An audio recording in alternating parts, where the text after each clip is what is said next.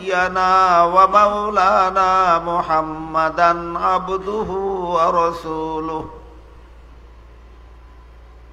صلى الله تعالى عليه وعلى آله وأصحابه وبارك وسلم. أما بعد فأعوذ بالله من الشيطان الرجيم. بسم الله الرحمن الرحيم. إنا أعطيناك الكوثر فصل لربك وانحر إن شانئك هو الأبتر. وقال رسول الله صلى الله عليه وسلم إن الله فضلني على الأنبياء وفضل أمتي على الأمم أو كما قال عليه الصلاة والسلام.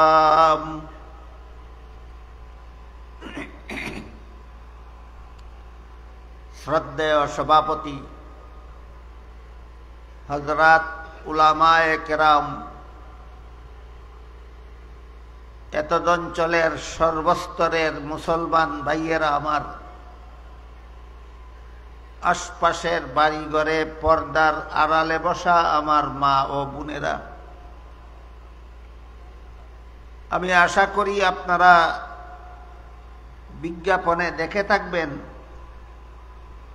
আজকের এই মুবারক সমাবেশের আয়োজন শানে রাসূল সম্মেলনের নামে করা হয়েছে।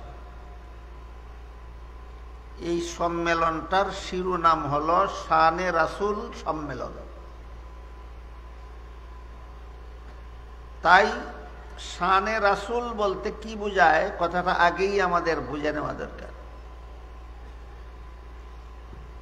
শান শব্দের মূল অর্থ হলো অবস্থা। আরবি ভাষায় নিয়ম আছে, একজন আরেকজনকে জিজ্ঞাসা করে মা শানুকা, এর অর্থ হলো তোমার অবস্থা কি। এই অবস্থা যদি পুণ্যবানদের ব্যাপারে হয়, ওলিয়া উলিয়াদের শান যদি শান শব্দটা যদি ওলিয়া উলিয়াদের নামে ব্যবহৃত হয়,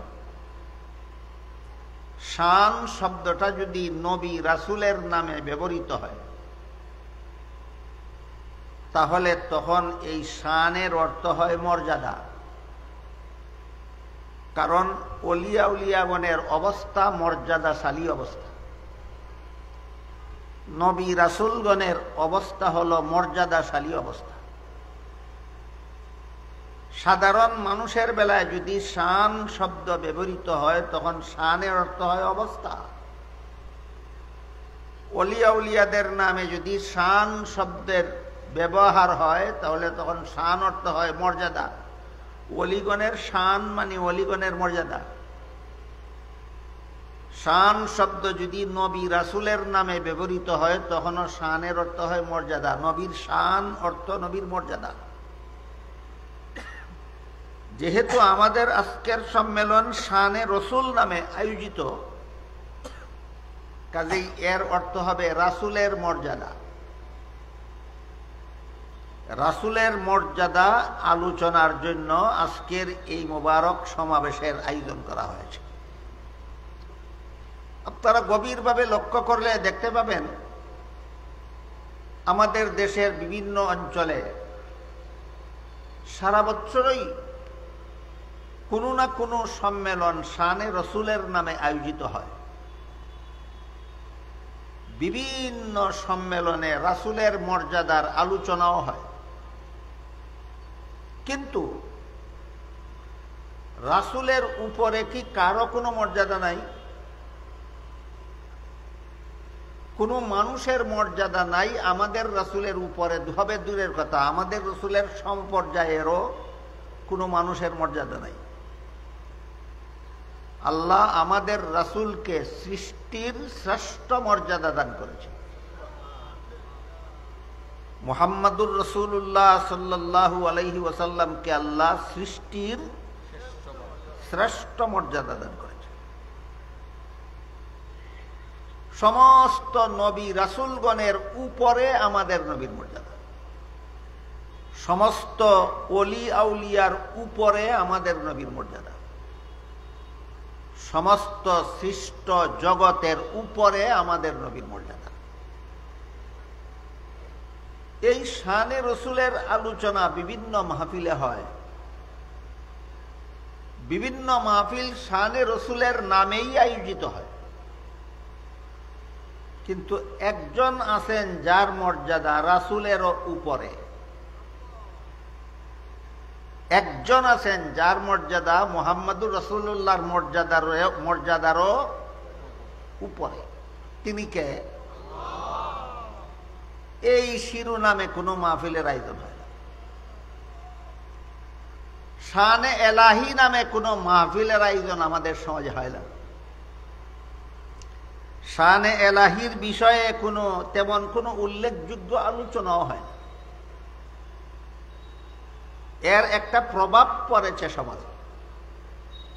আল্লাহর মর্যাদা সম্পর্কে বিস্তারিত আলোচনা যেহেতু এই রকম জনসভায় হয় না, এই জন্য জনসাধারণ মুসলমান আল্লাহর মর্যাদা সম্পর্কে পরিষ্কার কোনো ধারণা রাখে না। আল্লাহর মর্যাদা সম্পর্কে ধারণা না রেখে যদি নবীগণের মর্যাদা আলোচনা করতে যাওয়া হয়, অলিগণের মর্যাদা আলোচনা করতে যাওয়া হয়, তাহলে নবীর মর্যাদাকে আর আল্লাহর মর্যাদাকে একাকার করে ফেললেও কেউ টের পাবে না। অলির মর্যাদা এবং আল্লাহর মর্যাদাকে একাকার করে ফেললে কেউ টের পাবে না। কেন? কারণ আল্লাহর মর্যাদা সম্পর্কে তো তার ধারণা নাই। আপনারা কি মনে করেন অলিগণের মর্যাদা, নবীগণের মর্যাদা, আল্লাহর মর্যাদা একই না ভিন্ন ভিন্ন? এই ভিন্নতার সীমারেখা যদি না থাকে তাহলে একাকার হয়ে গেলে টের পাবেন না। টের না পাওয়ার কারণে ঈমান ধ্বংস হয়ে যেতে বাধ্য। কেউ যদি অলির মর্যাদা আর আল্লাহর মর্যাদা একাকার করে ফেলে, কেউ যদি নবীর মর্যাদা এবং আল্লাহর মর্যাদা একাকার করে ফেলে, আল্লাহর যে মর্যাদা নবীরও যদি সেই মর্যাদা মনে করে, আল্লাহর যে মর্যাদা ওলিরও যদি সেই মর্যাদা মনে করে, তাহলে ঈমান থাকবে না। আল্লাহর মর্যাদা হলো সর্বোচ্চ। আল্লাহর পরে সৃষ্ট জগতের মধ্যে আমাদের নবীর মর্যাদা সর্বোচ্চ। আমাদের নবীর মর্যাদা আগেই বলেছি সৃষ্টির শ্রেষ্ঠ, কিন্তু স্রষ্টার সমান নয়। আমাদের নবীর মর্যাদা সৃষ্টির শ্রেষ্ঠ, কিন্তু স্রষ্টার সমান নয়। এখন নবীর মর্যাদার নামে কেউ যদি নবীকে স্রষ্টার সমান সাব্যস্ত করে ফেলে, আর আপনার যদি জানাই না তাকে আপনার স্রষ্টার মর্যাদা কত, তখন তো আপনি মনে করবেন গুণ এই তো গাইছে, অসুবিধা কি? যেই গুণ আল্লাহ ছাড়া আর কারো মধ্যে নাই, সেই গুণ অন্য কাউকে সেই গুণে গুণান্বিত করার নামই শিরিক। শিরিক। যেই গুণ একমাত্র আল্লাহর, যেই গুণ আল্লাহর একক গুণ, এই গুণ আল্লাহ ছাড়া আর কারো মধ্যে নাই, এমন গুণ নবীর মধ্যে আছে বিশ্বাস করলে শিরিক হয়, এমন গুণ কোন অলির মধ্যে আছে বিশ্বাস করলে শিরিক হয়। কাজেই আল্লাহর মর্যাদাকে আলাদাভাবে বুঝতে হবে, আমাদের নবীর মর্যাদাকে আলাদাভাবে বুঝতে হবে, অন্যান্য নবীর মর্যাদাকে আলাদাভাবে বুঝতে হবে। সাহাবায়ে কেরামের মর্যাদাকে আলাদাভাবে বুঝতে হবে, অলি আউলিয়াগণের মর্যাদাকে আলাদাভাবে বুঝতে হবে। এমনকি আল্লাহর দৃষ্টিতে সাধারণ মুমিন মুসলমানেরও মর্যাদা আছে, এটাও বুঝতে হবে। আপনারা এখানে যারা বসা আছেন, হয়তো আপনাদের মধ্যে ফাঁকে ফাঁকে এমন কোন অলি আউলিয়া থাকতে পারেন যাকে আমরা কেউ চিনি না, হইতেও পারে। তাদের কথা বাদ দিলে আর বাদ বাকি আমরা যারা আছি, আমরা সাধারণ মুমিন মুসলমান। তো কি বলেন, সাধারণ মুমিন মুসলমানেরও একটা মর্যাদা আছে আল্লাহর দৃষ্টিতে। আমার কথা বুঝে থাকলে এবার বলেন, সাধারণ মুমিন মুসলমানের মর্যাদা আর অলিয়া উলিয়ার মর্যাদা কি সমান? অলিয়া উলিয়ার মর্যাদা আর সাহাবায়ে কেরামের মর্যাদা কি সমান? সাহাবাগণের মর্যাদা আর নবী রাসূলের মর্যাদা কি সমান? অন্যান্য নবীর মর্যাদা আর আমাদের নবীর মর্যাদা কি সমান? আমাদের নবীর মর্যাদা আর আল্লাহর মর্যাদা কি সমান না ব্যবধান? এই ব্যবধানটা যদি আমরা না জানি তাইলে একাকার হয়ে যাবে, আর একাকার হয়ে গেলে ঈমান নষ্ট হয়ে যাবে, ঈমান রক্ষা করা সম্ভব হবে না। কাজেই আমাদের জীবনের মহামূল্যবান সম্পদ ঈমানকে যথাযথভাবে হেফাজত করার স্বার্থেই আল্লাহর মর্যাদাকে আলাদাভাবে বুঝতে হবে। মুহাম্মাদুর রাসূলুল্লাহর মর্যাদাকে আল্লাহর মর্যাদার থেকে আলাদা করে বুঝতে হবে। মুহাম্মাদুর রাসূলুল্লাহর মর্যাদাকে অন্য নবীর মর্যাদার থেকে আলাদা করে বুঝতে হবে। অন্যান্য নবী রাসূলের মর্যাদাকে সাহাবায়ে কেরামের মর্যাদার থেকে আলাদা করে বুঝতে হবে। সাহাবায়ে কেরামের মর্যাদাকে ওলিয়া উলিয়ার মর্যাদার থেকে আলাদা করে বুঝতে হবে। ওলিয়া উলিয়ার মর্যাদাকে সাধারণ মুমিন মুসলমানের থেকে আলাদা করে বুঝতে হবে। এই যে একটা ক্লাসিফিকেশন, এই যে একটা স্তর ভেদ, এটা রক্ষা না করলেই কেউ ওলির মর্যাদা দিতে গিয়া ওলিকে আল্লাহর সমান বানাইয়া ফেলবে, কেউ নবীর মর্যাদা দিতে গিয়া নবীকে আল্লাহর সমান বানাইয়া ফেলবে, কেউ সাহাবায়ে কেরামের মর্যাদা দিতে গিয়া সাহাবীকে আল্লাহর সমান বানাইয়া ফেলবে। বুঝে থাকলে এবার বলুন, আমরা কি সকলের মর্যাদাকে একাকার করে ফেলব, না প্রত্যেকের মর্যাদা পৃথক পৃথকভাবে জানতে হবে, বুঝতে হবে? এই আলোচনাটা সবিস্তারে আগাগোড়া আমি আজকে একদিনে করে শেষ করতে পারবো না। আজকের জন্য শুধু আল্লাহর আলাদা মর্যাদার একটা উদাহরণ, আমাদের নবীর আলাদা মর্যাদার একটা উদাহরণ, অন্যান্য নবীর আলাদা মর্যাদার একটা উদাহরণ, সাহাবায়ে কেরামের আলাদা মর্যাদার একটা উদাহরণ, আর ওলিয়া উলিয়াগণের আলাদা মর্যাদার একটা উদাহরণ আপনাদের সামনে তুলে ধরব, যেন উদাহরণগুলির মাধ্যমে আপনারা কার মর্যাদার সাথে কার মর্যাদার পার্থক্যটা কি এটা যেন বুঝে নিতে পারে। আমি আশা করি মুসলমান হিসাবে আপনারা সকলে জানেন যে পবিত্র কোরআনে সর্বমোট 114টি সূরা আছে। এই 114 সূরার 2টা সূরা ছাড়া বাকি সবগুলি সূরার আলোচ্য বিষয় বিভিন্ন, এক এক সূরার বিভিন্ন আলোচ্য বিষয় আছে। সূরাতুল ফাতিহার একটি মাত্র আলোচ্য বিষয় না বহু আলোচ্য বিষয়? সূরাতুল বাকারার বহু আলোচ্য বিষয় আছে, সূরা আলে ইমরানের অনেক আলোচ্য বিষয় আছে, সূরা নিসার অনেক আলোচ্য বিষয় আছে। কিন্তু এই নিয়মের ব্যতিক্রম আছে 2টা সূরা। এই 2 সূরার এক এক সূরার একটি করে আলোচ্য বিষয় আছে, ভিন্ন কোনো আলোচ্য বিষয় নেই।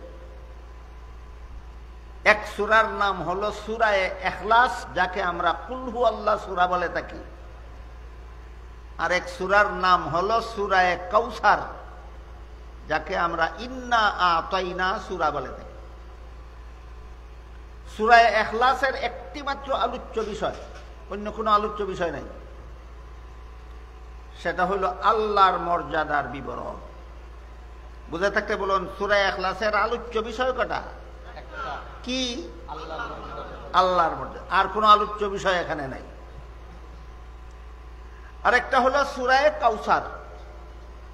সূরা কাউসারের একটি মাত্র আলোচ্য বিষয়, সেটি হলো শানে রাসূল সাল্লাল্লাহু আলাইহি ওয়াসাল্লাম, মুহাম্মাদুর রাসূলুল্লাহর মর্যাদার বিবরণ। সূরা ইখলাসে শুধুমাত্র আল্লাহর মর্যাদার বিবরণ আছে, অন্য কোনো আলোচ্য বিষয় এখানে নাই। সূরা কাউসারে শুধুমাত্র মুহাম্মাদুর রাসূলুল্লাহর মর্যাদার বিবরণ আছে, অন্য কোনো আলোচ্য বিষয় এই সূরার মধ্যে নাই। কাজেই দুই সূরার আলোকে আমরা দুইজনের পৃথক পৃথক মর্যাদাটা একটু বোঝার চেষ্টা করি।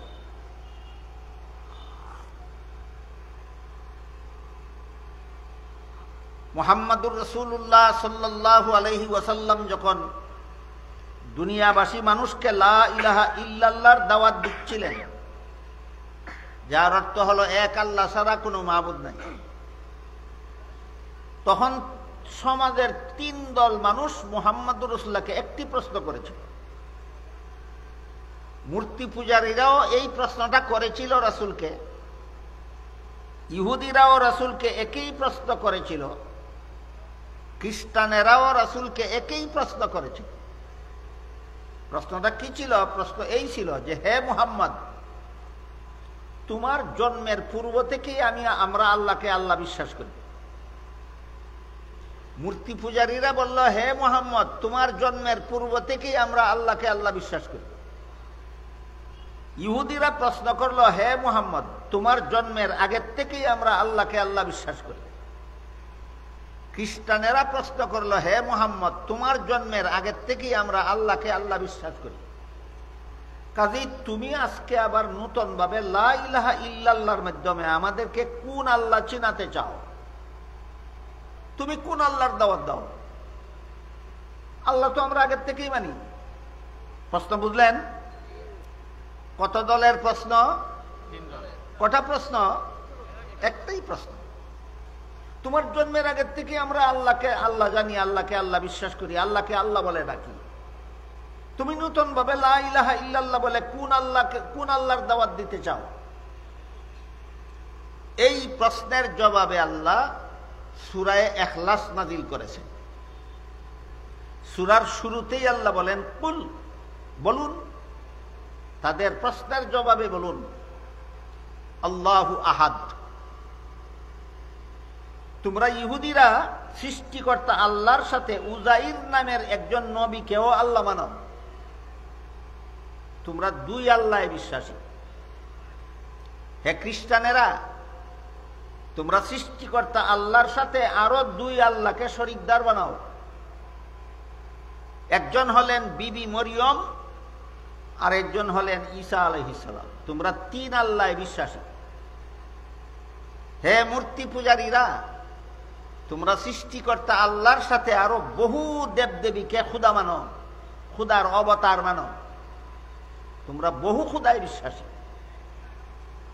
ইহুদিরা 2 খুদায় বিশ্বাসী, খ্রিস্টানেরা 3 খুদায় বিশ্বাসী, মূর্তি পূজারীরা বহু খুদায় বিশ্বাসী। তোমরা আমার কাছে জানতে চেয়েছো আমি কোন আল্লাহর দাওয়াত দেই? আমি এক খুদায় বিশ্বাসী, আল্লাহু আহাদ। দেখো তো, তোমাদের খুদা মানায় আর আমার খুদা মানায় বেশ কম হইল কিনা? তোমরা কেউ মানো বহু খুদা, কেউ মানো 3 খুদা, কেউ মানো 2 খুদা, আমি মানি এক খুদা। কাজেই তোমাদের খুদা মানায় আর আবার খুদা মানায় বেশ কম আছে। গেল কুল হু আল্লাহু আহাদের মর্ম। এর পরের আয়াতে বলেছেন আল্লাহুস সামাদ।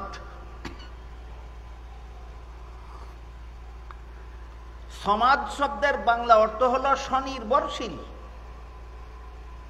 অনেক সময় শুদ্ধ বাংলা শব্দ সকালে বুঝে না, বুঝাতে গেলে একটু সরল সহজ করে বলতে হয়, ব্যাখ্যার মাধ্যমে বলতে হয়।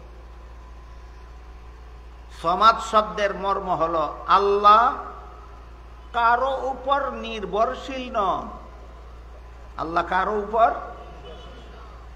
এটা আল্লাহর মর্যাদা। আল্লাহ কারো উপর নির্ভরশীল নয়।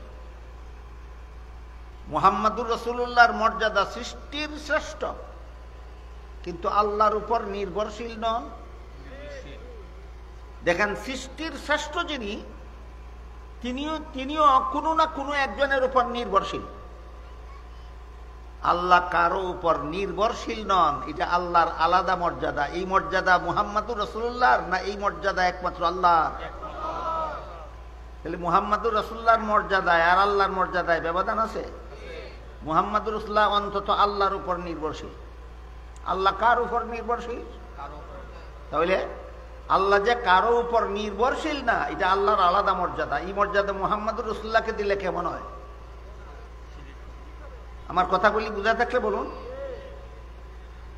কেউ যদি বলে মুহাম্মাদুর রাসূলুল্লাহ কারো উপর নির্ভরশীল নয়, ঈমান থাকবে? সমস্ত মুসলমানকে বিশ্বাস করতে হবে মুহাম্মাদুর রাসূলুল্লাহ নিজেও আল্লাহর উপর নির্ভরশীল। আল্লাহর উপর নির্ভরশীল বুঝা থাকতে বলুন তো। সূরা ইখলাসের আলোচ্য বিষয় কি? আল্লাহর মর্যাদা। আল্লাহর মর্যাদা আর নবী রাসূলের মর্যাদা এক নয়। আল্লাহর মর্যাদা আর ওলিয়া উলিয়ার মর্যাদা এক নয়। পৃথক করে বুঝতে হবে, না হলে একাকার করে ফেলবে। একাকার করে ফেললে ঈমান থাকবে না। হে ইহুদিরা, তোমাদের দ্বিতীয় খোদা উযাইর আলাইহিস সালাম, তিনি জন্ম হওয়ার জন্য আল্লাহর উপর নির্ভরশীল। তোমাদের দ্বিতীয় খোদা পরনির্ভরশীল। আমি মুহাম্মাদুর রাসূলুল্লাহ যে খোদার দাওয়াত দেই, তিনি পরনির্ভরশীল নন। হে খ্রিস্টানেরা, তোমাদের দ্বিতীয় খোদাও সৃষ্টিকর্তার উপর নির্ভরশীল, তোমাদের তৃতীয় খোদাও সৃষ্টিকর্তার উপর নির্ভরশীল। আর আমি যে এক খোদার দাওয়াত দেই, তিনি কারো উপর নির্ভরশীল নন। কাজেই তোমাদের খোদা মানায় আর মুসলমানের খোদা মানায় আকাশ পাতাল ব্যবধান আছে।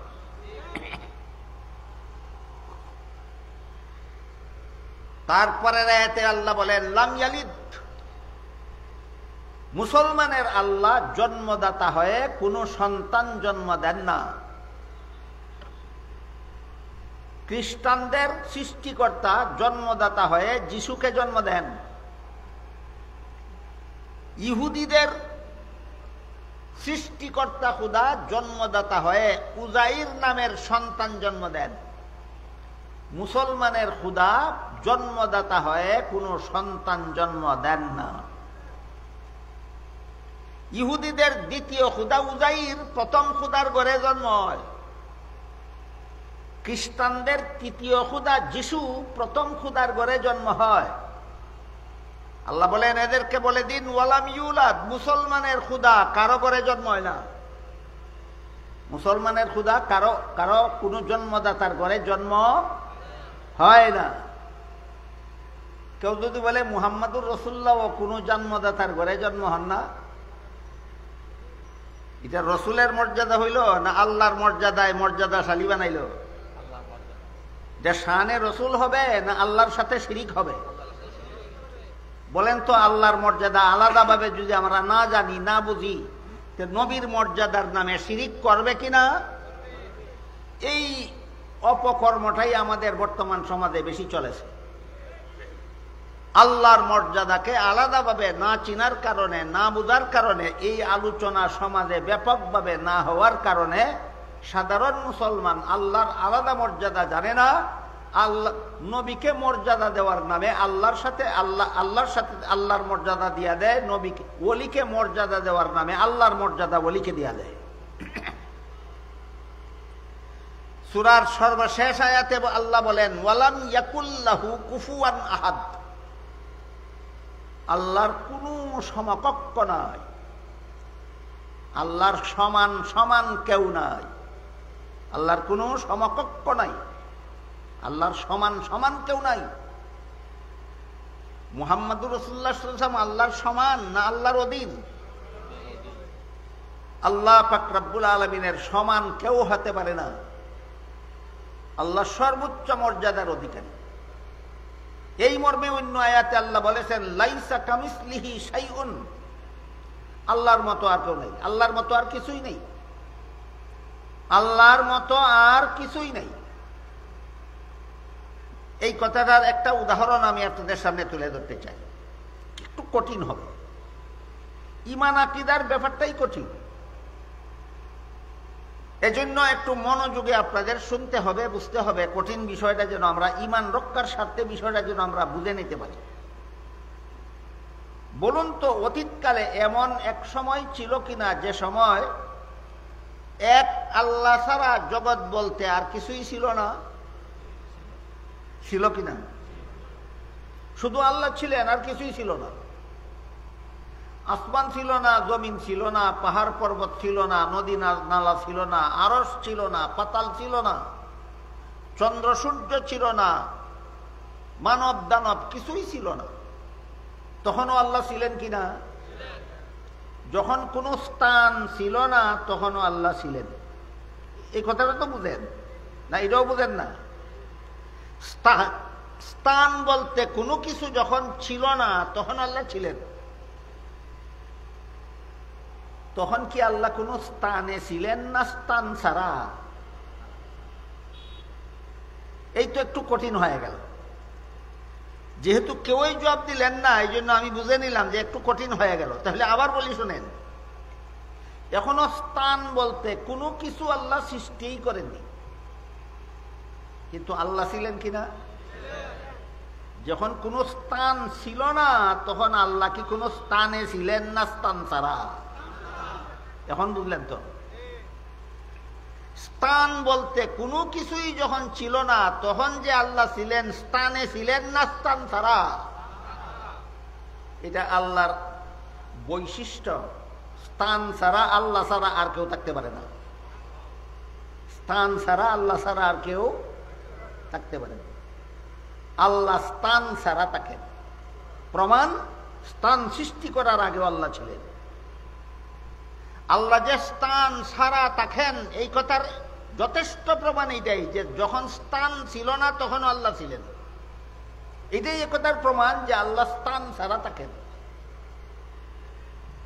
এরপরে যখন এক সময় আল্লাহ আসমান জমিন সৃষ্টি করলেন, আরশ কুরসি সৃষ্টি করলেন, পাহাড় পর্বত সৃষ্টি করলেন, পাতাল সৃষ্টি করলেন, মানব দানব সৃষ্টি করলেন, চন্দ্র সূর্য সৃষ্টি করলেন, সৃষ্টি করে একটাকে আরেকটা স্থানে স্থাপন করলেন, একটাকে আরেকটা স্থানে স্থাপন করলেন, আরেকটাকে আরেকটা স্থানে স্থাপন করলেন। ধরেন এই মঞ্চের মধ্যে একটা টেবিল আছে, টেবিলের উপর একটা প্লেট আছে, প্লেটের উপরে একটা কাপ আছে, কাপের ভিতরে চা আছে। চাটা স্থান ছাড়া আছে না? এই চায়ের স্থান হইল কাপ।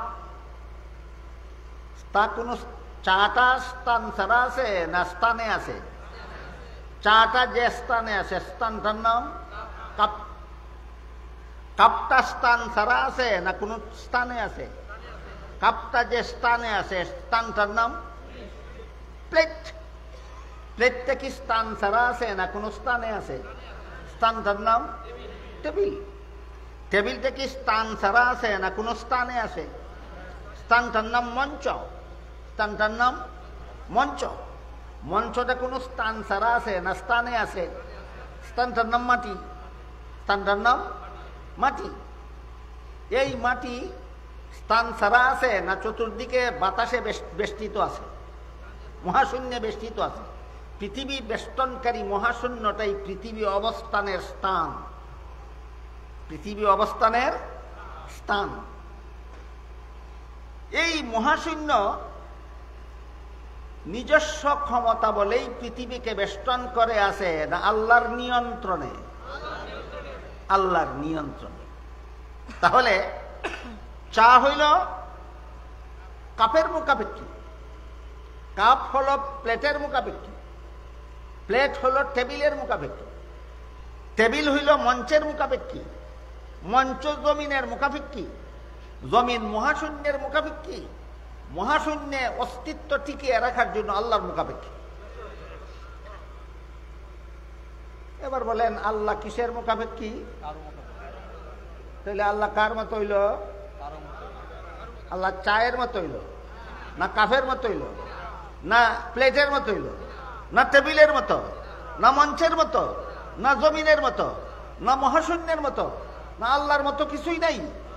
ওয়ালাম ইয়াকুল্লাহু কুফুয়ান আহাদ, ওয়ালাম ইয়াকুল্লাহু কুফুয়ান আহাদ।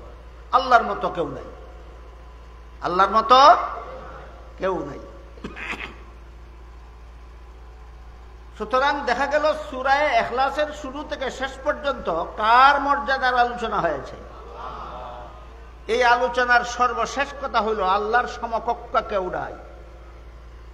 সূরা ইখলাসের মধ্যে আল্লাহ শুরু থেকে শেষ পর্যন্ত যে আল্লাহর মর্যাদার আলোচনা হইল, এর সর্বশেষ কথা কি? আল্লাহর সমকক্ষ কেউ নেই।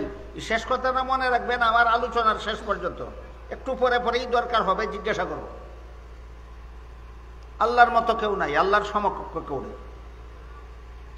এখন যদি কেউ মুহাম্মদুর রাসূলুল্লাহর মর্যাদা বর্ণনা করতে গিয়ে আল্লাহর সমান বানাইয়া ফেলে, বলুন এটা শানে রসুল হবে না আল্লাহর সাথে শিরিক হবে?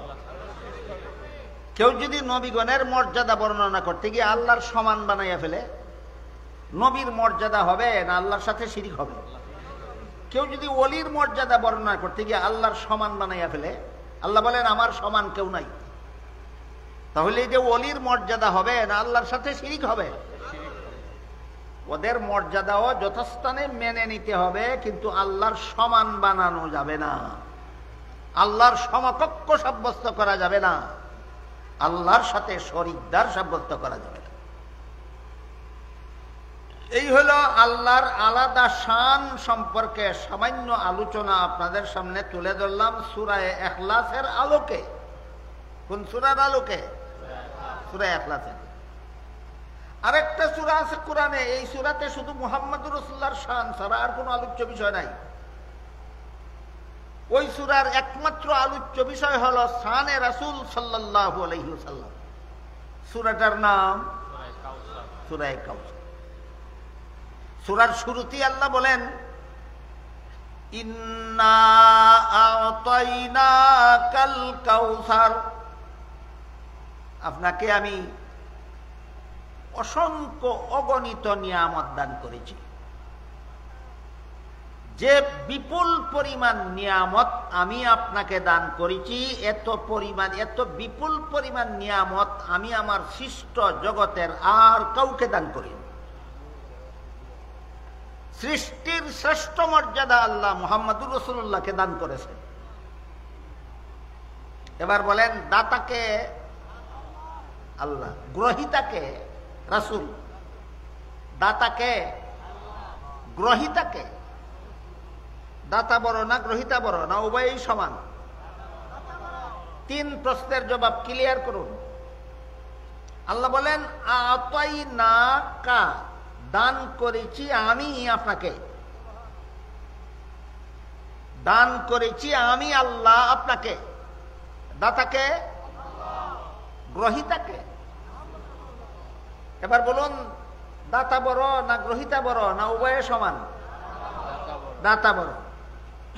এখানে আল্লাহ পরিষ্কার করে দিলেন যদিও আপনাকে সৃষ্টির শ্রেষ্ঠ মর্যাদা আমি দান করেছি, আপনি কিন্তু গ্রহিতা, আমি আল্লাহ কিন্তু দাতা, সুতরাং আপনি আমার সমান না, আমি আপনার চেয়ে বড়। আল্লাহ নবীর মর্যাদার বিবরণ দিয়েছেন সূরা কাউসারে। নিজের মর্যাদাকে নবীর মর্যাদার সাথে একাকার করে দিয়ে, না নিজের মর্যাদার আলাদা বৈশিষ্ট্য বজায় রেখে? আল্লাহ নিজের মর্যাদার আলাদা বৈশিষ্ট্য বজায় রেখে আমাদের নবীকে সৃষ্টির শ্রেষ্ঠ মর্যাদা দেওয়ার ঘোষণা করেছেন।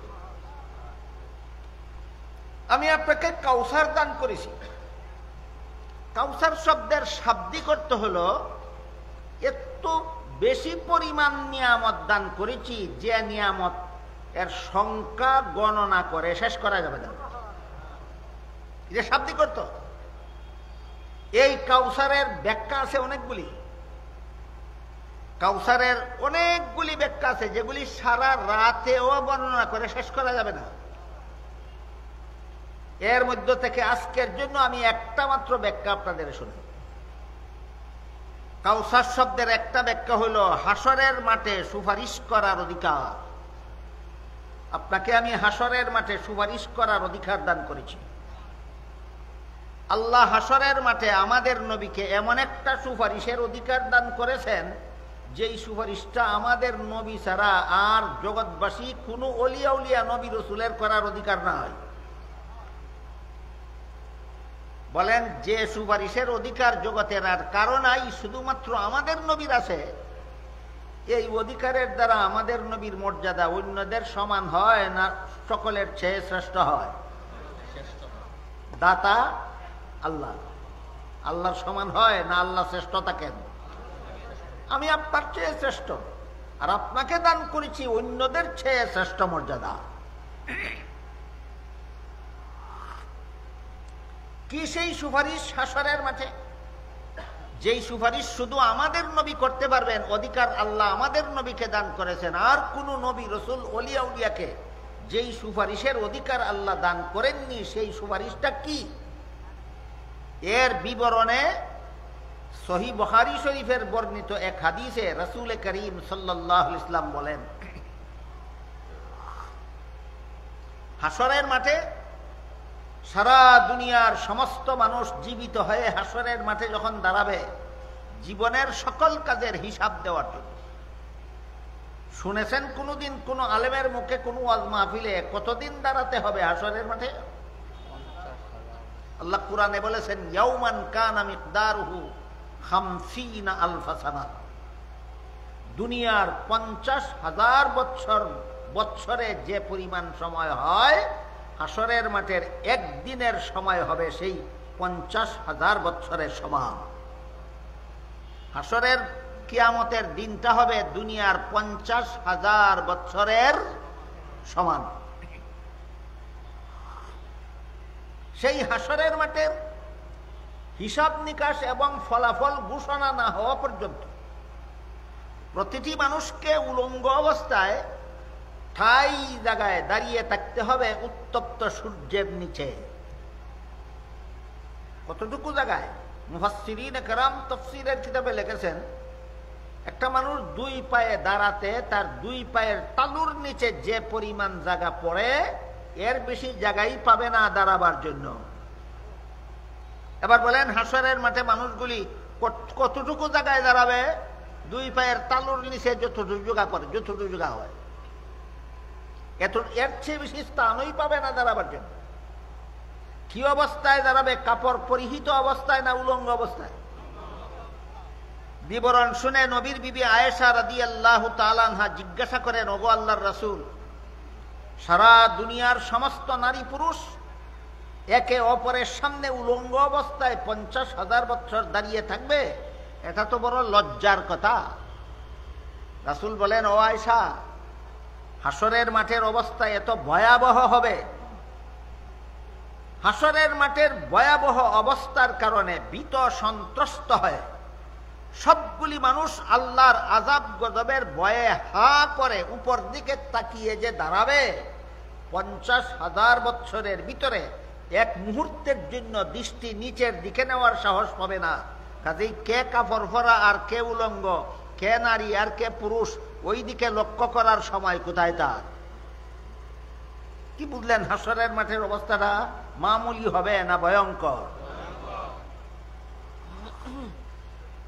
সহিহ বুখারী শরীফের বর্ণিত হাদিসে রাসূল বলে, এই ভয়ঙ্কর অবস্থায় হাসরের মাঠের মানুষ দাঁড়িয়ে থাকতে হিসাব নিকাশটা শুরু করে দেওয়ার জন্য আল্লাহর দরবারে সুপারিশগার তালাশ করবে। প্রথমে হাসরের মাঠের মানুষ হযরত আদম আলাইহিস সালামকে বলবে, আপনি আল্লাহর দরবারে সুপারিশ করে দিন, যারা জান্নাতে যাওয়ার যাবে, যারা জাহান্নামে যাওয়ার যাবে, হিসাব নিকাশের কাজটা যেন আল্লাহ সমাধা করে দেন, আপনি একটু সুপারিশ করে দিন। আদম আলাইহিস সালাম বলবেন, আমার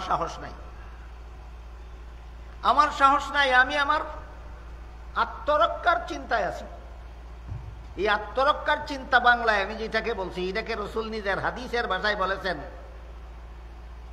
নফসি নফসি বলবেন। নফসি নফসি মানে আমার আত্মরক্ষা। নফসি নফসি অর্থ আমার আত্মরক্ষা কিভাবে হবে? আদম আলাইহিস সালাম নফসি নফসি বলবেন, আমার আত্মরক্ষার চিন্তায় আমি আছি। বলেন আল্লাহর কাছে আদম আলাইহিস সালামকে সুপারিশগার হিসেবে পাইতে চাইল, পাইবে? পাইবে না। রাসূল বলেন আদম আলাইহিস সালামের কাছ থেকে নিরাশ হয়ে হাসরের মাঠের মানুষ হযরত নূহ আলাইহিস সালামকে বলবে, তিনিও নফসি নফসি বলবেন, তোমাদের পক্ষে সুপারিশ করার সাহস আমার নাই, আমি আমার আত্মরক্ষার চিন্তায় আছি। নূহ আলাইহিস সালামের কাছে নিরাশ হয়ে হাসরের মাঠের মানুষ হযরত ইব্রাহিম আলাইহিস সালামকে বলবে, কি বলবে? আল্লাহর কাছে সুপারিশ করে দিন, হিসাব নিকাশের কাজটা যেন আল্লাহ সমাধান করে দেন। তিনিও বলবেন নফসি নফসি, আমি আমার আত্মরক্ষার চিন্তায় আছি, তোমাদের পক্ষে সুপারিশ করার সাহস আমার নাই। ইব্রাহিম আলাইহিস সালামের কাছে নিরাশ হয়ে হাসরের মাঠের মানুষ হযরত মুসা আলাইহিস সালামকে অনুরোধ করবে, তিনিও নফসি নফসি বলবেন। নফসি নফসি মানে আমি আমার আত্মরক্ষার চিন্তায় আছি, তোমাদের পক্ষে সুপারিশ করার সাহস আমার নাই। তাহলে রাসূল বলেছেন কিনা নবী রাসূলগণ নফসি নফসি বলবেন হাসরের মাঠে? কোন কিতাবের হাদিস? সহিহ বুখারী শরীফের হাদিস। নবী রাসূলগণ হাসরের মাঠে আল্লাহর ভয়ে ভীত সন্ত্রস্ত হয়ে নফসি নফসি বলবেন, অন্যদের হিসাব শুরু করার সুপারিশের সাহস করবেন না, বলবেন আমি আমার আত্মরক্ষার চিন্তায় আছি। এই কথাটা বুখারী শরীফের হাদিসে কে বলেছেন? মুহাম্মদুর রাসূলুল্লাহ বলেছেন। আপনারা বিশ্বাস করবেন বর্তমান সমাজে কিছু বক্তা আছে চাপাবাজ, কিছু বক্তা আছে, এই মাত্র গত পরশু দেখলাম না গতকাল দেখলাম মিডিয়াতে এক চাপাবাজ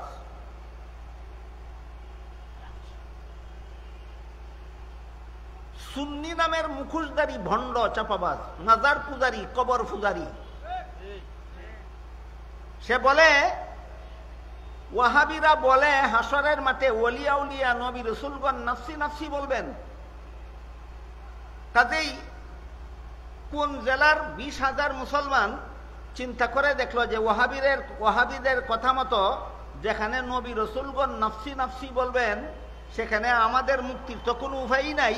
এই কারণে 20,000 মুসলমান ইসলাম ধর্ম ত্যাগ করে খ্রিস্টান হয়ে গেছে।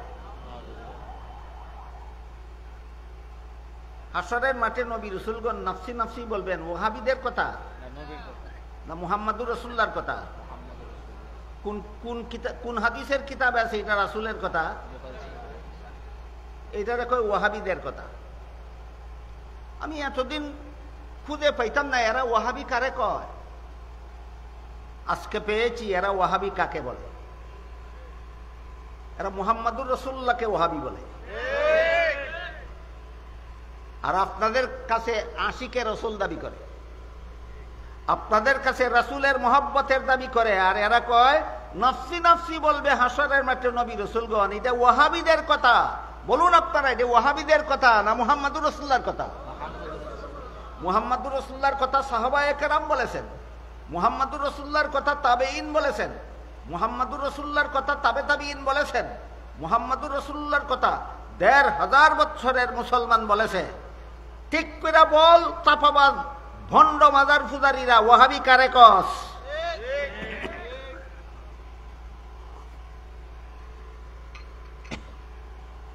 বলুন আপনাদের সমাজে এমন কিছু চাপাবাজ আছে কিনা কথায় কথায় বলে ওয়াহাবি? নাম কয় না কারে ওয়াহাবি কয়। নাম না বলার কারণে আমি এতদিন খুঁজে পাইছি না যে ওয়াহাবি কারে কয়। আমরা ইতিহাসে পড়েছিলাম অধ্যাপক গোলাম রসুলের লেখা পাক ভারতের মুসলমানের ইতিহাস গ্রন্থে লেখা ছিল। আমার ছাত্র জীবনে ওই ইতিহাস গ্রন্থ পড়েছিলাম। সেখানে পড়েছিলাম এই দেশের শাসন ক্ষমতা যখন ইংরেজরা ডাকাতি করে নিয়ে গেছিল, প্রায় 200 বছর পর্যন্ত ভারত উপমহাদেশ ইংরেজরা শাসন করেছিল, আমাদেরকে গোলাম বানায় রাখছিল। শাহ আব্দুল আজিজের এক ফতুয়ার ভিত্তিতে তৎকালীন উপমহাদেশের 10 কোটি মুসলমান একসাথে ইংরেজদের বিরুদ্ধে মুক্তিযুদ্ধ শুরু করেছিলেন। এই যুদ্ধের ফসল হিসাবে আজকে আমরা স্বাধীন দেশে বাস করি। এই স্বাধীনতা যুদ্ধকে বানচাল করার জন্য ইংরেজরা এই স্বাধীনতা যুদ্ধে যারা অংশগ্রহণ করেছিল তাদেরকে ওয়াহাবি নামে আখ্যায়িত করে মুক্তিযোদ্ধাদেরকে সমাজে কলুষিত করার অসৎ উদ্দেশ্যে। সেই ইতিহাস যখন পড়েছিলাম তখন আমরা জেনেছিলাম যে ইংরেজের দালালেরা এই সমাজে একদল মানুষকে ওয়াহাবি বলে, এবং কাদেরকে ওয়াহাবি বলে? যারা ইংরেজের কাছ থেকে দেশটাকে স্বাধীন করার জন্য মুক্তিযুদ্ধ করেছিল, ইংরেজের দালালরা এদেরকে ওয়াহাবি বলে। আজকে দেখলাম না, এরা তো বর্তমানে যারা ওয়াহাবি বলে এরা তো এদেরকে ওয়াহাবি বলে না, এরা বলে যে কয় নবী রাসূলগণ নফসি নফসি বলবেন সে ওয়াহাবি। বুখারী শরীফের হাদিস বুঝে থাকলে বলুন, নবী রাসূলগণ হাসরের মাঠে নফসি নফসি বলবেন, কে কয়? ওয়াহাবি কারে কইল? নবীর পরে নফসি নফসি বলবেন কথাটা কারা বলেছেন? ওয়াহাবি কারে কইল? তা মুহাম্মদুর রাসূলুল্লাহ রে ওয়াহাবি কইল, সাহাবায়ে কেরাম রে ওয়াহাবি কইল, তাবিঈরে ওয়াহাবি কইল, তাবে তাবিঈন রে ওয়াহাবি কইল, 1400 বছরের মুসলমান রে ওয়াহাবি কইল। এই চাপাবাদ বন্ড মাদার ফুদারি সুন্নি কে কইয়া যা? তোর দৃষ্টিতে সুন্নি কে? এরা সুন্নি নামের মুখোশধারী ভণ্ড, মাজার পূজারী, কবর পূজারী। এমন একটা চাপাবাজ, এই গত কাল না পরশু দেখলাম মিডিয়াতে এই বক্তব্যটা দিছে যে ওয়াহাবিরা কয় নবী রাসূলগণ হাসরের মাঠে নফসি নফসি বলবেন, এই কারণে 20,000 মুসলমান ইসলাম ধর্ম ত্যাগ করে খ্রিস্টান হয়ে গেছে। তাইলে নবীর কথারে মেনে নিল, মর্যাদা দিল না তিরস্কার করলো? নবীর কথারে তিরস্কার করলে সুন্নি হয় না কাফের হয়? একটা আনুষঙ্গিক কথা আপনাদেরকে বললাম। যেহেতু এখনো পর্যন্ত এই সমাজে ইংরেজের দালাল আছে, যারা হক কথা বলে, যারা কোরআন হাদিসের কথা বলে, এদেরকে ওয়াহাবি বলার মতো ইংরেজের দালাল এখনো পর্যন্ত এই দেশে আছে। এদের ব্যাপারে সতর্ক হওয়ার জন্য কথাটা আনুষঙ্গিকভাবে বললাম, এটা আমার মূল কথা নয়। আমার মূল কথা হলো আদম আলাইহিস সালাম নফসি নফসি বলবেন হাসরের মাঠে, মুহাম্মদুর রাসূলুল্লাহ বলেছেন। নূহ আলাইহিস সালাম হাসরের মাঠে নফসি নফসি বলবেন, বুখারী শরীফের হাদিস, মুহাম্মদুর রাসূলুল্লাহ বলেছেন। ইব্রাহিম আলাইহিস সালাম হাসরের মাঠে নফসি নফসি বলবেন, মুহাম্মদুর রাসূলুল্লাহ বলেছেন, বুখারী শরীফের হাদিসে আছে। হযরত মুসা আলাইহিস সালাম হাসরের মাঠে নফসি নফসি বলবেন, সুপারিশের প্রস্তাব নিয়ে আল্লাহর কাছে যেতে সাহস করবেন না। এগুলি মুহাম্মদুর রাসূলুল্লাহর কথা, এগুলি ওয়াহাবির কথা নয়। এইগুলিকে যারা ওয়াহাবির কথা বলে এরা আসলেই ইংরেজের পা চাটা গোলাম। মুসা আলাইহিস সালামের কাছ থেকে নিরাশ হয়ে হাসরের মাঠের মানুষ হযরত ঈসা আলাইহিস সালামের কাছে যাবে। ঈসা আলাইহিস সালামও বলবেন আমারও সাহস নাই, তবে আমি আজকে তোমাদের একটা পরামর্শ দেব। কি সেই পরামর্শ? সেটা হলো আজকে হাসরের মাঠের মানুষের হিসাব নিকাশ শুরু করার জন্য আল্লাহর দরবারে কোনো নবী রাসূলের সুপারিশ গ্রাহ্য হবে না। কোনো নবী রাসূল সুপারিশ করার সাহসও করবেন না, আল্লাহ কোনো নবী রাসূলের সুপারিশ কবুলও করবেন না, একমাত্র মুহাম্মদুর রাসূলুল্লাহর সুপারিশ ছাড়া। কাজেই হাসরের মাঠের মানুষেরা, তোমরা যদি সুপারিশের সত্যই আল্লাহর দরবারে হিসাব নিকাশ শুরু করার জন্য কোনো সুপারিশগার চাও, মুহাম্মদুর রাসূলুল্লাহর কাছে যাও। হযরত ঈসা আলাইহিস সালামের পরামর্শক্রমে হাসরের মাঠের মানুষ সর্বশেষে কথা আল্লাহ বলেন গুনাহগারদেরকে নবী বানাই না। এই কারণে আহলে সুন্নাত ওয়াল জামাতের মুসলমানদের আকীদা বিশ্বাস হলো আদম আলাইহিস সালাম থেকে নিয়ে মুহাম্মদুর রাসূলুল্লাহ সাল্লাল্লাহু আলাইহি ওয়াসাল্লাম পর্যন্ত সমস্ত নবী রাসূলগণ আজীবন বেগুনাহ। এটা হলো নবীগণের মর্যাদা। আজীবন বেগুনাহ হওয়া কার মর্যাদা? নবীগণের মর্যাদা। তবে যে কোরআনে হাদিসে বিভিন্ন নবীর নামে গুনাহ শব্দ ব্যবহৃত হয়েছে,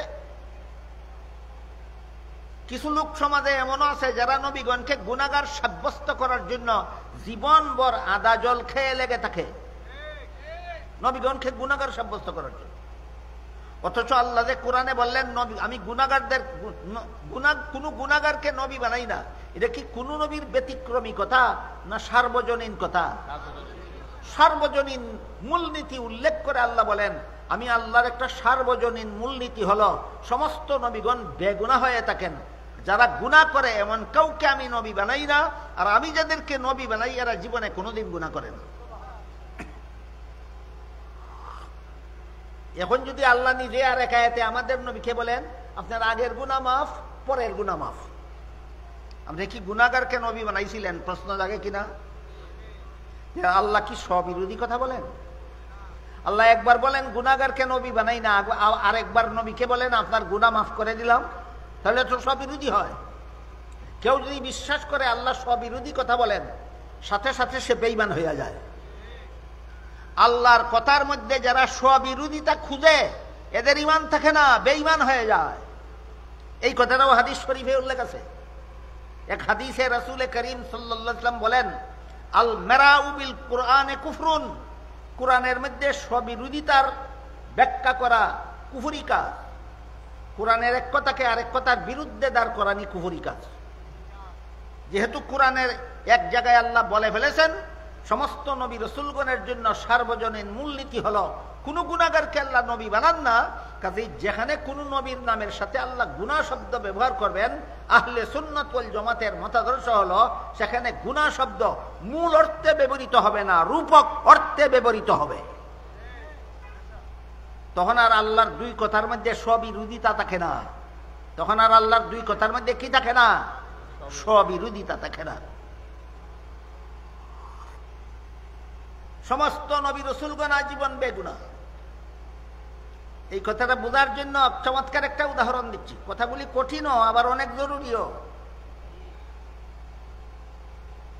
যদি ৯ ভাগ কঠিন হয়, ৯৯ ভাগ জরুরি। এই জন্য একটি উদাহরণ দিচ্ছি। কিছু কঠিন হবে কিন্তু অত্যন্ত জরুরি, মনোযোগে শুনুন। হাসরের মাঠের মানুষ হযরত মুসা আলাইহিস সালামের কাছ থেকে নিরাশ হয় যখন ঈসা আলাইহিস সালামের কাছে গিয়ে বলবে আপনি আল্লাহর কাছে সুপারিশ করে দিন, আমাদের হিসাব নিকাশ যেন শুরু করে দেন, জান্নাতীরা জান্নাতে যাক, জাহান্নামীরা জাহান্নামে যাক, হাসরের মাঠের হিসাব নিকাশটা যেন সমাধা হয়ে যায়। ঈসা নবী বলবেন আমাকে আল্লাহ দুনিয়াতে পাঠিয়েছিলেন ইসরায়েলি গোষ্ঠীর লোকদেরকে আল্লাহর ইবাদত শিক্ষা দেওয়ার জন্য, কিন্তু আমি দুনিয়ার থেকে বিদায় হওয়ার পরে ইসরায়েলিরা আল্লাহর ইবাদত ছেড়ে দিয়ে আমার পূজা শুরু করেছিল। খ্রিস্টানেরা ঈসা নবী দুনিয়ার থেকে বিদায় হওয়ার পরে খ্রিস্টানেরা আল্লাহর ইবাদতের লিপ্ত ছিল না ঈসা নবীর পূজায় লিপ্ত হয়ে গেছিল? এই জন্য বুখারী শরীফের হাদিসে উল্লেখ আছে, আল্লাহ রাসূল বলেন লা তুত্রুনি কামা আত্রাতিন নাসারা ঈসা ইবনে মারইয়াম ফাইন্নী আব্দুল্লাহি ওয়া রাসূলুহু ওয়ালাকিন কুলু আব্দুল্লাহি ওয়া রাসূলুহু। অর্থাৎ রাসূল বলেন হে আমার উম্মত মুসলমানেরা, খ্রিস্টানেরা যেমন ভাবে তাদের নবীকে মর্যাদা দেওয়ার নামে আল্লাহর শরীকদার সাব্যস্ত করেছিল, সাবধান, এই অপকর্মটা তোমরা আমার বেলায় করবে না। আমি মুহাম্মদ রাসূলুল্লাহকে মর্যাদা দেওয়ার নামে